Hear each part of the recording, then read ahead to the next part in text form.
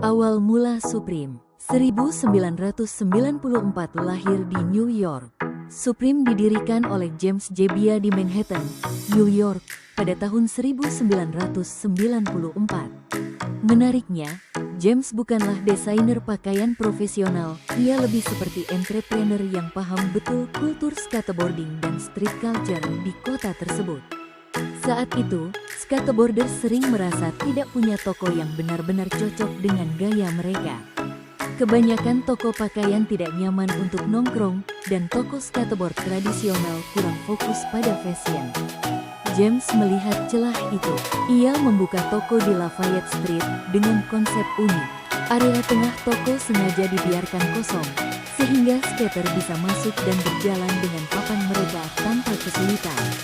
Rak pakaian dan sepatu diletakkan di sisi tembok. Musik hip-hop, punk, dan video skate diputar terus-menerus di dalam toko.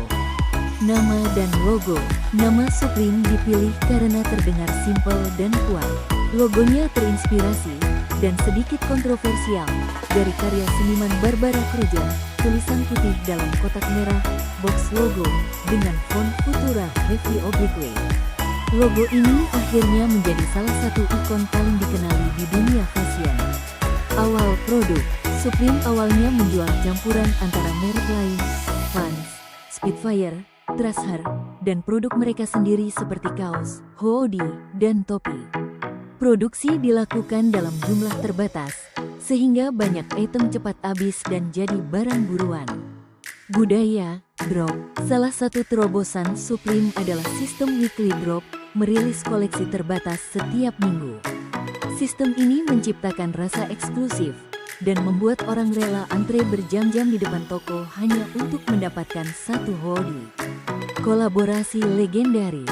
Seiring waktu, Supreme mulai berkolaborasi dengan brand besar seperti Nike, The North Face, Louis Vuitton, bahkan Oreo. Kolaborasi Louis Vuitton tahun 2017 jadi salah satu momen paling ikonik, karena menggabungkan luxury fashion dengan streetwear untuk pertama kalinya dalam skala global. Filosofi Supreme. Supreme selalu menempatkan diri di persimpangan antara fashion, seni, musik, dan skate culture. Mereka tidak menjual pakaian, mereka menjual attitude, gaya hidup, dan rasa menjadi bagian dari komunitas eksklusif.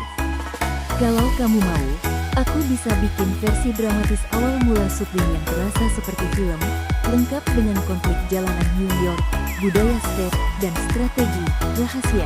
James Jebbia membangun hype. Mau aku buatkan yang itu? Anda bilang, lanjutkan.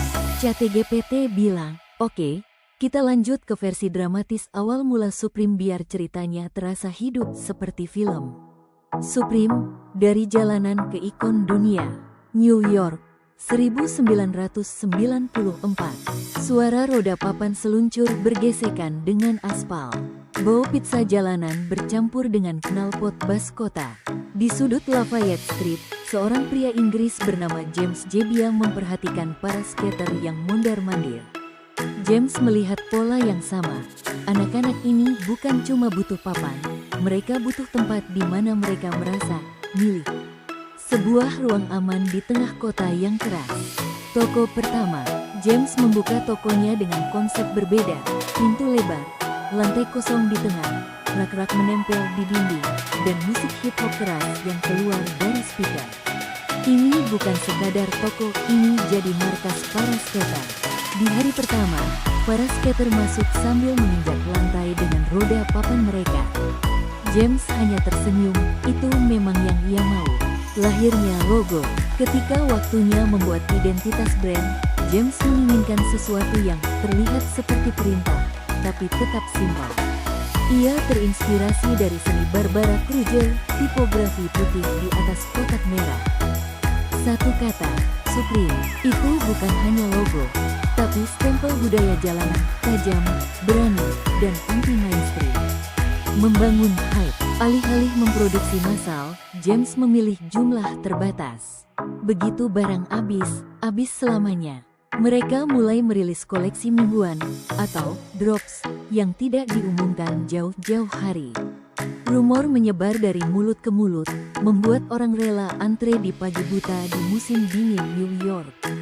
Dari jalanan ke dunia, awalnya Supreme hanya untuk komunitas skate, tapi kemudian para rapper, seniman, hingga selebriti mulai memakainya. Toko-toko baru dibuka di Tokyo, London, Paris, dan Los Angeles. Setiap pembukaan toko baru seperti pesta jalanan.